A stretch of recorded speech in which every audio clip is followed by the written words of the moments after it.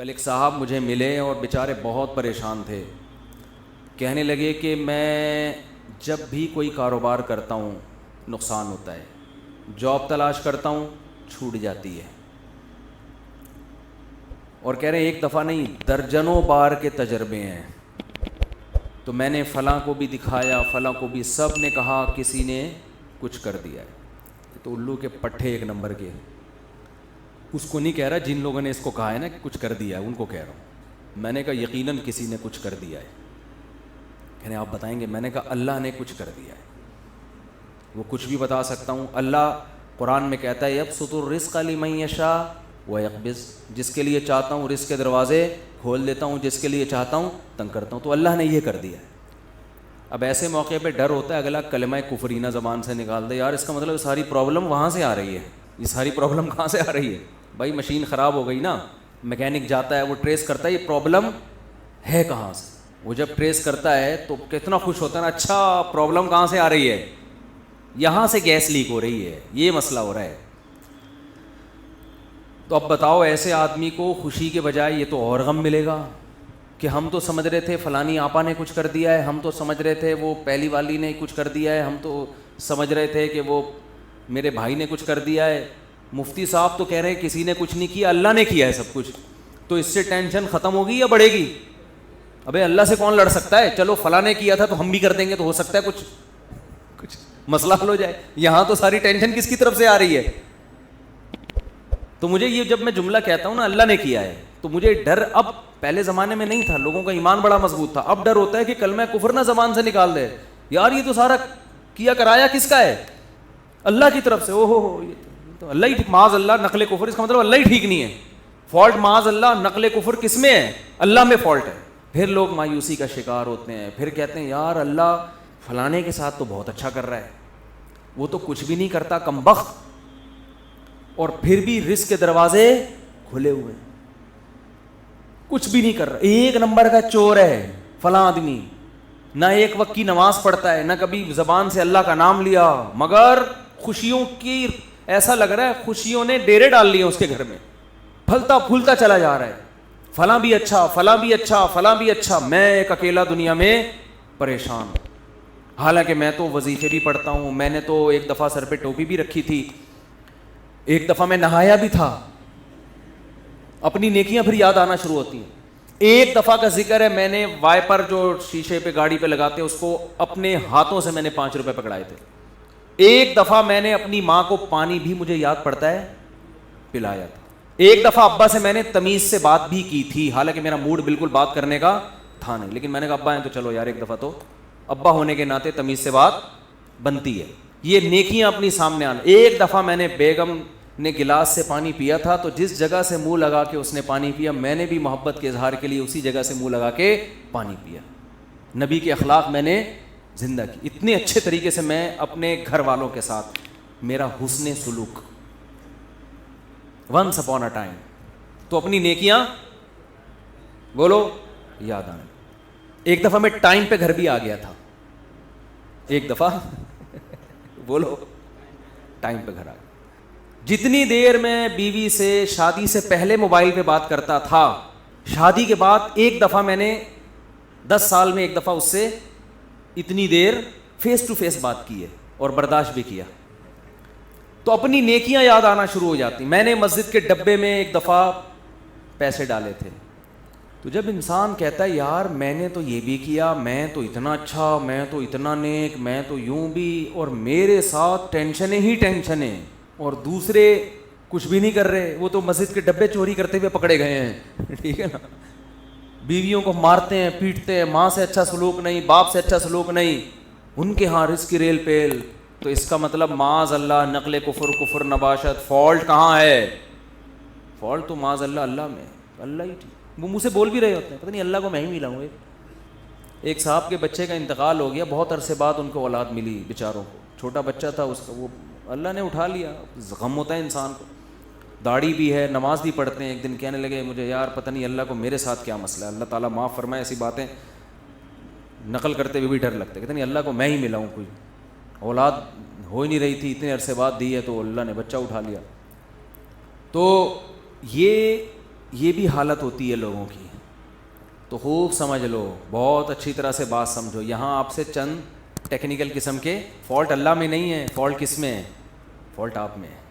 آپ نے اپنے آپ کو زمین کا باپ سمجھ لیا ہے. آپ پہ آپ کی مرضی بالکل بھی نہیں چلے. یہ اللہ کو بالکل بھی پسند نہیں ہے کہ آپ پہ آپ کی مرضی چلے. اللہ کہہ رہا ہے یبسط الرزق لمن یشاء, جس کے لیے میں چاہوں گا رزق کے دروازے کھول دوں گا. یہ نہیں کہ جس کے لیے آپ چاہو گے. آپ کہہ رہے ہو یار وہ چور اچکا اور وہ تو 2 نمبر آدمی اور وہ تو محنت بھی نہیں کرتا, اس کے لیے دروازہ کیوں کھل رہا ہے؟ بھائی وہ اس کے چاہنے سے نہیں کھل رہا. وہ کس کے چاہنے سے کھل رہا ہے؟ وہ اللہ کے چاہنے سے کھل رہا ہے. اور آپ اتنی محنت کر رہے ہو, رزق کا دروازہ نہیں کھل رہا, تو وہ اس لیے نہیں کہ وہ چاہتا ہے کہ آپ کے پاس پیسے نہ آئیں یا فلانے نے بندش لگا دی ہے فلانا, وہ اللہ نہیں چاہ رہا آپ کے پاس آئیں. اب یا تو اللہ سے لڑ لو.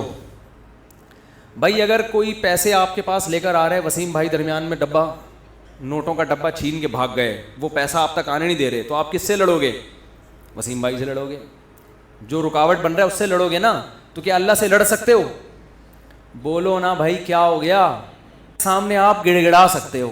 اب مسئلہ یہ ہوتا ہے, لوگ کہتے ہیں ہم تو گڑ گڑا کے بھی ہم نے دیکھ لیا, پھر بھی بولو نا بھائی کیا ہو گیا یار, بول کیوں نہیں رہے؟ پھر بھی گڑ گڑا بھی لیا. 27ویں رات کو بھی میں نے مسجد میں ایک دفعہ گیا تھا, میں رو رو کے دعا مانگی, امام صاحب سے بھی دعا کا کہا, امام حرم سے بھی کہہ دیا, جیبیں دکھا پھر تو موبائل پڑا ہوا ہے, کہہ رہے پیسہ, پھر بھی نہیں آیا. مجھے بالکل بھی پسند. وہ کہتے ہیں پھر مجھے ہمیں یہ طریقہ بالکل بھی پسند نہیں آیا. تو بھائی آپ ابھی تک اپنے آپ کو اللہ کا غلام سمجھ ہی نہیں رہے ہو.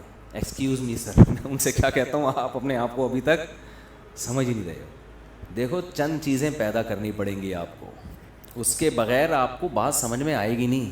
پہلی بات, جس کے پاس بہت دولت ہے نا, خوشحالی ہے, اس کو خوش قسمت سمجھنا چھوڑ دو. سمجھ رہے ہو؟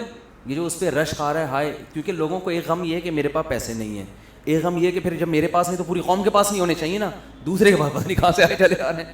اپنے دوستوں میں بیٹھتے ہیں نا, وہ کہتے ہیں یار ہمارا افغانستان کا ویزا نہیں لگ رہا, اس کا ٹھک کر کے امریکہ کا ویزا لگ گیا پہلے انٹرویو میں. ہمارا بنگلہ دیش کا نہیں لگ رہا, اور یہ ٹھک کر کے. ایسے بھی ہوتا ہے, لوگ ایمبیسی جاتے ہیں جاب کے, وہ امریکہ جانا چاہتے ہیں اور آسٹریلیا جانا چاہتے ہیں, لائن میں کھڑے ہوئے ہیں, فیل. دوسرے کی نہ کوئی بینک اسٹیٹمنٹ نہ کوئی, ایسے ہی وہ گیا اور ٹھک کر کے. ایسے میں نے دیکھے ہیں بھائی, امریکہ کا ایمبیسی گئے, ٹھک کر کے ویزا لگا. بھائی جو اس کو جہاز میں بٹھانے جا رہے ہیں نا, ایسا رو رہا تھا کہ یار کتنا خوش قسمت انسان. صحیح ہے نا. ایک صاحب اپنے دوست کو جہاز میں بٹھا کر ہے, اس کا امریکہ کا ویزا لگ گیا. اس کی 3 دن تک نیند نہیں آئی ہے اس کو, اس غم میں کہ یار اتنے خوش قسمت انسان اور میں کتنا بدقسمت. اپنے بارے میں وہ یہ سوچ رہے ہیں, وہ یہ سمجھتے ہیں کہ امریکہ میں قبرستان نہیں ہے, جو امریکہ جاتا ہے وہ امریکہ ہی رہے گا, وہ قبر میں. تم اگر انجام دیکھ لو نا, تم کو یہاں کشادہ قبر تمہیں سستے میں مل جائے گی, وہاں قبر بہت مہنگی ہے میرے بھائی, بہت. یہاں جنازے میں ہزاروں لاکھوں لوگ آئیں گے, وہاں بہت تھوڑے لوگ ہوں گے. پھر دارالاسلام میں موت کا اپنا مزہ ہے بھائی. ٹھیک ہے آپ جائیں کمائیں, لیکن مرنا یہیں پسند کرو. اس کی بڑی ویلیو ہے کہ آپ دفن کہاں ہو رہے ہیں. لوگ کیوں مدینہ میں مرنا پسند کرتے ہیں؟ امام مالک, نبی کے شہر سے جنازہ اٹھے تو نبی کے شہر سے نہیں کہ اسلامی ملک سے ہی اڑ جائے.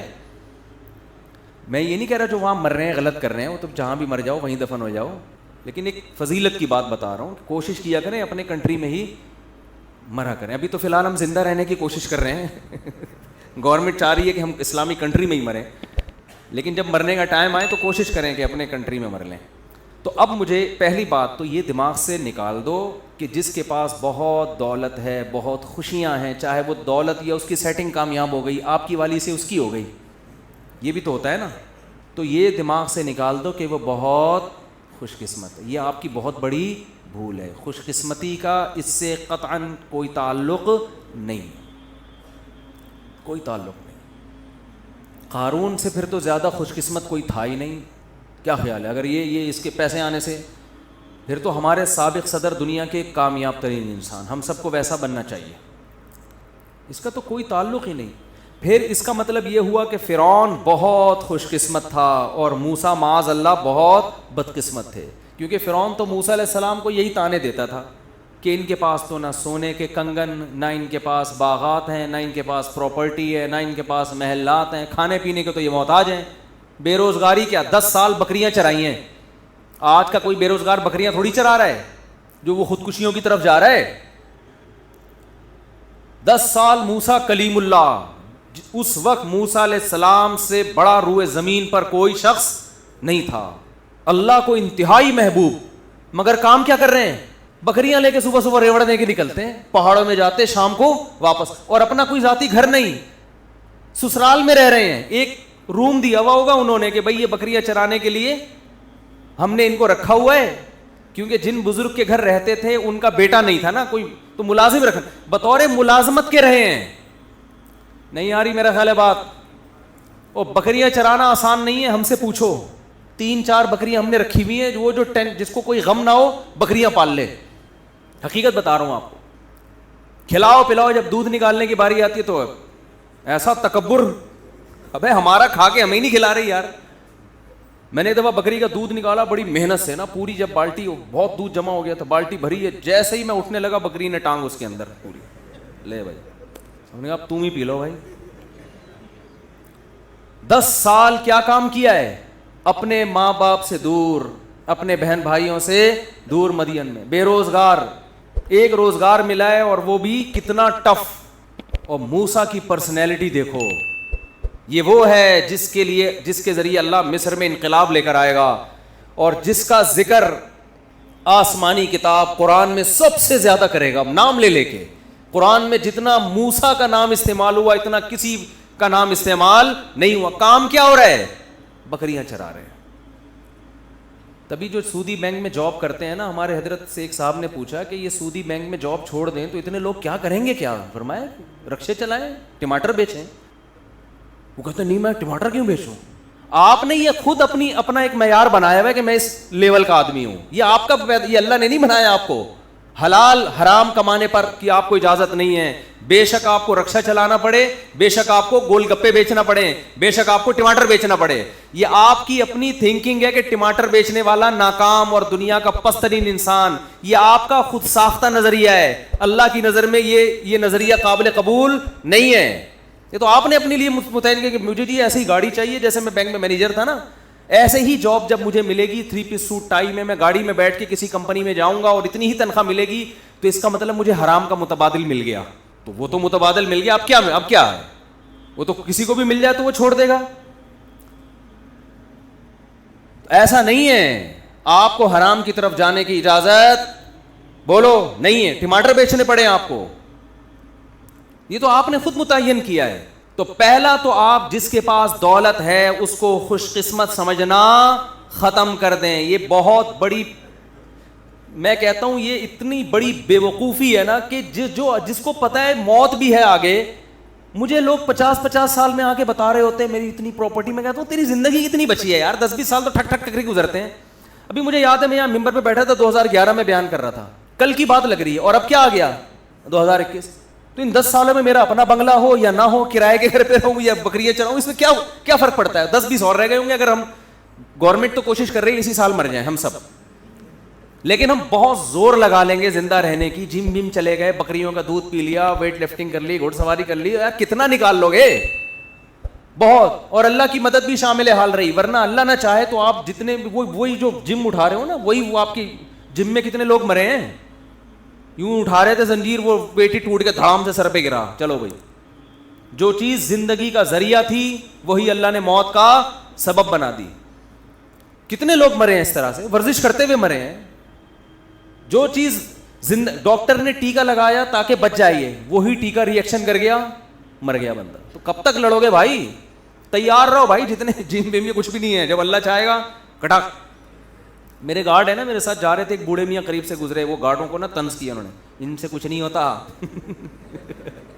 اللہ مارنا چاہے گا ویسے ہی مار دے گا۔ بات صحیح ہے، لیکن اس موقع پہ ٹھیک نہیں ہے۔ ہر صحیح بات ہر موقع کے لیے نہیں ہوتی۔ آپ ڈاکٹر کے پاس علاج کے لیے جا رہے ہیں، ٹیکا لگا رہا ہے وہ، آپ اور ٹیکا لگاتے ہوئے کہہ رہا ہے لگا تو دوں گا لیکن جب اللہ مارنا چاہے گا تو مرے گا, اس سے کوئی فائدہ نہیں ہوگا, پھر لگا کیوں رہے ٹیکا ادھر ادھر. تو اسباب تو اختیار کرنے ہیں نا, یہ تو اللہ کا حکم ہے. دو انتہائیں ہیں, کچھ لوگ اسباب کی نفی کر دیتے ہیں, کچھ ایسا اسباب کو باپ بنا لیتے ہیں کہ اللہ سے نظر بالکل ہی ہٹ کے وہ سمجھتے ہیں اللہ تو ہے ہی نہیں. تو سب سے پہلا مسئلہ یہ ہے کہ جس کے پاس پیسے ہیں, اچھا روزگار ہے, اس کو خوش قسمت سمجھنا بولو چھوڑ دیں. کیونکہ وہ خوش قسمت ہوتا تو فرعون خوش قسمت تھا, قارون خوش قسمت تھا, موسیٰ کلیم اللہ مسکین, اور محمد صلی اللہ علیہ وسلم سب سے بڑے مسکین. ہمارے نبی کے گھر میں تو 40 دن چولہا جلنے کی نوبت آتی نہیں تھی. لیکن اس جہاں کا سردار اللہ نے کس کو بنایا؟ سید الانبیاء محمد صلی اللہ علیہ وسلم. تو خواہشات کی تکمیل ہو جانا یہ بالکل بھی اس کی علامت نہیں ہے کہ آپ کیا ہیں خوش قسمت. یوسف علیہ السلام کی جوانی جیل میں گزر گئی, یعقوب علیہ السلام کی جوانی ساری روتے روتے گزر گئی, خوش قسمت تھے, پوری صورتیں نازل ہوئی ہیں ان کے اوپر. دوسری بات, دوسرا کام کیا کرنا ہے, وقت پورا ہو گیا جلدی سے سمیٹ رہا ہوں بس. دوسرا کام یہ کرنا ہے کہ دنیا کو مسافر خانہ سمجھنا ہے اور اپنی ضرورتوں کو محدود. ضرورتوں کو کیا کرنا, جب تک مسافر خانہ نہیں سمجھو گے تو پھر ضرورتوں کی فہرست بہت, پھر بحریہ ٹاؤن پورا بھی آ جائے گا نا, کم ہے. کچھ بھی نہیں ہوتا بھائی بحریہ ٹاؤن میں پلاٹ ملنے سے, اتنا نہیں کوشش کرو مل جائے, اچھا ہے, نہیں ملا کچھ بھی نہیں ہے. وہ بحریہ ٹاؤن کا مالک مر جائے گا تھوڑے دنوں میں, ایسا نہ تھوڑے دن مر کے میرے اوپر ڈال لیں کہ اس کو کیسے پتہ چلا تھا. مطلب یہ کہ چند سالوں میں مرے گا نا وہ. بھائی بہت لوگ پکڑتے ہیں آج کل باتوں کو, اللہ نہ کرے وہ مر گیا تو لوگ بولیں گے انہوں نے کیسے بول دیا تھا تھوڑے دنوں میں مرے گا. اس کا مطلب مارنے میں ان کا بھی ہاتھ ہے. مرے گا بھائی, جو بحریہ ٹاؤن کا مالک ہے, جو بنانے والا ہے, تھوڑے دنوں میں اس کا جنازہ اٹھے گا. تو میرا اور آپ کا, ہم کس کھیت کی مولی, ہم 2-4 پلاٹ لے کے یار میری بھی بلڈنگ میرا پلاٹ, اور جس کو نہیں مل رہا وہ ڈپریشن میں جا رہا ہے یار. سب سے بدترین انسان اللہ کی نظر میں وہ ہے جو دیواروں اور اینٹوں سے دل لگائے. یہ بتا دوں, یہ پیغمبروں کی تعلیمات ہے. سب سے بدترین اللہ کی نظر میں وہ ہے جو دیواروں اور اینٹوں سے دل لگائے. کیونکہ جو باقی جتنی چیزوں سے دل لگاؤ گے نا وہ استعمال ہو جاتی ہیں. خربوزے سے دل لگاؤ گے, کھا کے مزہ آئے گا اور دل بھر جائے گا, کتنے خربوزے کھا لے گا آدمی. انار سے دل لگاؤ گے, انار کھاؤ گے, 2 کھا لو گے, 3 کھا لو گے, اور وہ استعمال ہوگا, جذب بدن بنے گا, صحت ملے گی اور فٹ فاٹ آپ کی زندگی وفا کرے گی. یہ لذت ایسی ہے جو کیش کرا لو گے آپ, یعنی زندگی میں اس کا فائدہ اٹھا لو گے. کپڑوں سے دل لگاؤ گے, پہن کے مزے اڑا لو گے کپڑوں کے. جوتوں سے دل لگاؤ گے, پہن کے مزے اڑا لو گے. تعمیر سے دل لگاؤ گے تو تعمیر میں جتنی انویسٹمنٹ کرو گے اتنی آپ کی زندگی ہے نہیں, اس کا فائدہ اپنی زندگی میں اٹھا نہیں سکتے. جتنا سریا آپ پلر میں ڈالو گے نا اتنا اپنی ہڈیوں میں کیلشیم نہیں ڈال سکتے آپ کی ہڈیاں بوسیدہ ہو جائیں گی اور وہ پلر کھڑا رہے گا. نہیں آ رہی بات. اس لیے کرائے کے گھروں میں بھی وہی مزے ہوتے ہیں جو ذاتی گھروں میں ہوتے ہیں. اب یہ بات بھی لوگوں کی سمجھ میں نہیں آتی, کہتے ہیں اپنا گھر تو اپنا ہی ہوتا ہے. تو جب تم دنیا کو مسافر خانہ ہی نہیں سمجھتے تو تمہاری کھوپڑی میں ہماری باتیں آئیں گی. اپنا گھر تو میں نے بیان کیا, پورا سمجھایا کہ بھائی کرائے کا گھر بھی اپنا ہی ہوتا ہے یار, کچھ بھی نہیں ہوتا. تھوڑے دن میں یہاں سے بھی مرے گا, وہاں سے بھی مر کے نکلے گا. نہیں جی اب کرایہ دینا پڑتا ہے ہر مہینے. ابے تو وہاں 1.5-3 کروڑ روپے لگا کے گھر خرید رہا ہے, وہ نہیں دینا پڑتا, تو وہ بھی تو دینا ہی پڑ رہا ہے. یہاں جتنا کرایہ دے رہے ہو نا, دیکھو 1 تاریخ کو آپ نے کرایہ دیا, پورا مہینہ اس کرایے کے مزے اڑاؤ گھر کے اندر. 20-30 ہزار دے دیا, 30 ہزار میں پورا مہینہ آپ نے گھر کو نچوڑ لیا. اور گھر کی واٹ بھی لگا دیتا ہے انسان, مالک مکان کا بیڑا غرق. حقیقت ہے, کرایہ دار تو ایسی واٹ لگاتے ہیں گھر کی, سارے نل کے ول کے توڑ پھوڑ دو اس 30 ہزار میں نا, اور بجلی کا بل بھی نہ تو وہ آ کے وہ ترساؤ مالک مکان کو. ٹینشن دیکھو, ٹینشن پارسل کرنا سیکھو. ایک طریقہ ٹینشن ختم کرنے کا یہ بھی ہے. ایک صاحب کا فون آیا کہ میں نے کسی کے 1 لاکھ روپے دینے میں اتنی شدید ٹینشن میں ہوں کہ میں بتا نہیں سکتا, اور آج وہ شام کو 6 بجے آ جائے گا لینے کے لیے. میں نے کہا اس میں کون سی بات ہے, ٹینشن پارسل کرو. بھائی آپ کے اوپر ایک بوجھ ہے, اٹھ نہیں رہا, ساتھ والے کے کندھے پہ رکھ دو, تو آپ کا بوجھ کیا ہو جائے گا, ہلکا. کہہ رہے یار میں کیسے پارسل. میں نے کہا جب وہ 6 بجے آئے تو بولو نہیں ہے, جب وہ 6 بجے پیسے مانگنے کے لیے آئے تو بولو نہیں ہے. تو اس سے کیا ہوگا, آپ کی ٹینشن جو ٹینشن آپ کو ہوئی ہے وہ اس کو شروع ہو جائے, آپ ریلیکس ہو جاؤ گے.